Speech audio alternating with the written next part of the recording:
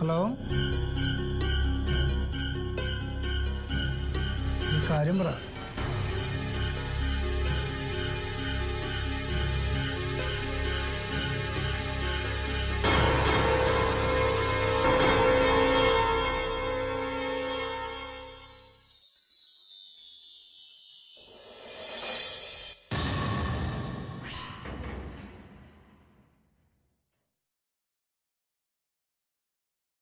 ആ പറഞ്ഞോ.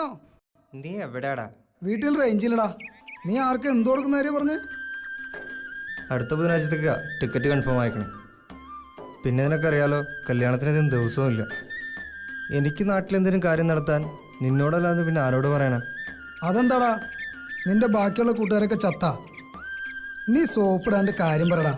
എടാ, അതായത് ഞാൻ കെട്ടാൻ പോകുന്ന കുട്ടിയില്ലേ, വിദ്യ, അവളുടെ ബർത്ത്ഡേ ആണ് നാളെ. അതിന്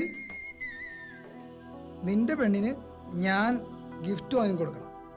അത് നിന്റെ അച്ഛനോട് പോയി പറഞ്ഞാൽ മതി. എന്താ രാജേഷേ? പൊന്നു മോനെ അനൂപേ, നീ ഇവിടെയുള്ള സകല അണ്ടനും അടകോടനെയും ഗൾഫിൽ കൊണ്ടുപോയി. എൻ്റെ കാര്യം പറഞ്ഞപ്പോൾ 10ാം ക്ലാസ്, ഡ്രില്ല്, ഗുസ്തി അല്ലേ? നീയേ അങ്ങനെ പറയരുത്. നിന്റെ വിസ ഞാൻ ഓക്കെ ആക്കിയിട്ടുണ്ട്. നീ ഓക്കെ ആക്കും. എന്നിട്ടെന്താ നീ ആദ്യം പറഞ്ഞില്ല? നിന്നെ പറ്റിക്കാൻ പറഞ്ഞല്ല, ഒരു സൂപ്പർ മാർക്കറ്റിലേക്ക് സംഭവം. ശരിക്കും? അവക്കുള്ള ഗിഫ്റ്റ് നീ അങ്ങോട്ട് കൊടുക്കുമ്പോൾ തിരിച്ച് നിനക്കുള്ള വിസ. അതായിരുന്നു പ്ലാൻ. നിന്നെ ഒന്ന് ഞെട്ടിക്കണമെന്ന് വിചാരിച്ചുള്ളൂ. ആ, അത് പൊളിച്ചപ്പോൾ സമാധാനമായല്ലോ നിനക്ക്. സർപ്രൈസ് പരിപാടിയായിരുന്നോ? നീ ഇത് നേരത്തെ പറയണ്ടേ? ഗിഫ്റ്റും വാങ്ങിയതേ ഇപ്പൊ തന്നെ വിട്ടേക്കാം. എടാ മണ്ട, നാളത്തെ ബർത്ത്ഡേക്ക് ഇന്നേ പോണെന്തിനാ? ഇനി വിസ കൈ കിട്ടാതെ എനിക്ക് ഉറക്കം വരില്ല. നിനക്കിത് നാളെ പറഞ്ഞാൽ മതിയായിരുന്നില്ലേ? ഓ, ഇതിപ്പോ പറഞ്ഞതായ കുറ്റം. എന്നാ രാത്രി 12 മണിക്ക് ചെല്ല്. ആ, അത് ഐഡിയ. രാത്രി 12 മണി എന്ന് പറയുമ്പോൾ സംഗതി ബർത്ത്ഡേ ആയി, നമുക്ക് അവളെ ഞെട്ടിക്കുകയും ചെയ്യാം. ഏയ്, അതൊന്നും വേണ്ട, ശരിയാവൂല. നീ എന്തായാലും വിസയുടെ കോപ്പി അവൾക്ക് അയച്ചത് നന്നായി. ഇവിടെയുള്ള ഒറ്റ ഒരുത്തിനും എന്നെ കണ്ണിനേരെ കണ്ടൂടാ. ഒക്കെ വൃത്തിയായിട്ടാവും വരാ. എന്നാലും രാത്രി 12 മണി എന്ന് പറയുമ്പോ എനിക്കതൊന്നൊരു വിഷയമല്ലിയാ. നീ അവളോട് എനിക്ക് വാതിലോർക്കാൻ മാത്രം പറഞ്ഞാൽ മതി. ഞാൻ എന്തായാലും ഗിഫ്റ്റോടെ ചെന്നിട്ട് വിളിക്കാം. കട്ടയല്ലേ? എന്തായാലും നീ അവിടെ ചെന്ന് മിസ് കോൾ അടിക്ക്, എന്നിട്ട് ഞാൻ അവളെ വിളിക്കാം. പിന്നെ സൂപ്പർ മാർക്കറ്റിലേക്കല്ലോ ഓല.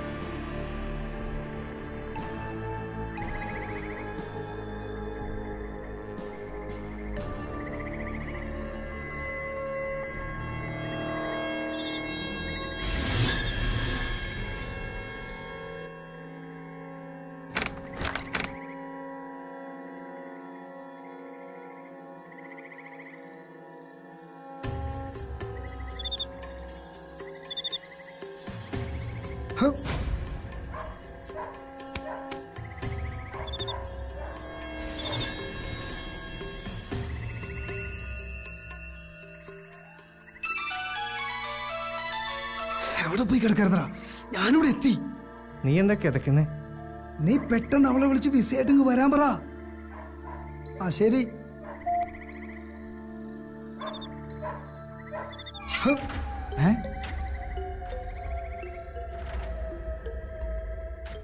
ഈ നട്ടപ്പാതിരിക്കാണോ വിസ?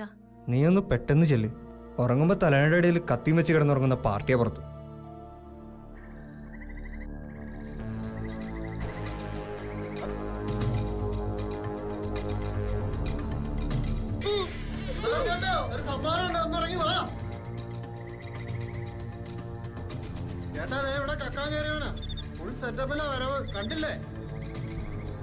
കൊറേ നാളായി ഞങ്ങൾ ഉറക്കളയ്ക്കുന്നു.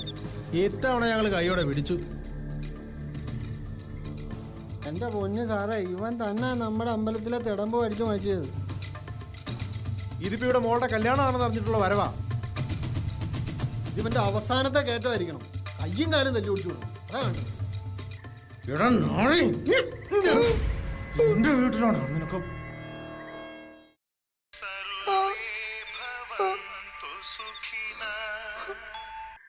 ഇഷ്ടപ്പെട്ടോ എൻ്റെ ഗിഫ്റ്റ്?